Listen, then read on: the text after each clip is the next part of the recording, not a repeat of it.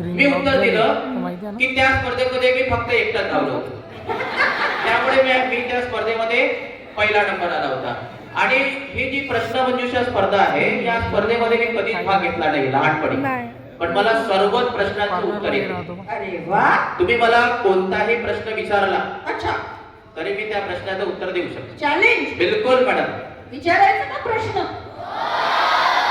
मुलांना माहिती आहे की मी स्मार्ट आहे. अच्छा, आणि आज तुम्ही स्मार्ट दिसताय.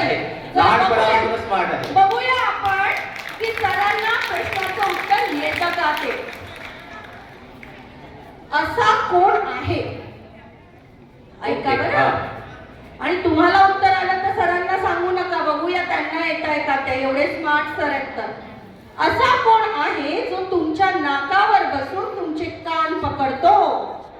माझ्या नाकावर बसून आणि तुमचे कान पकडतो? सांगा सांगा.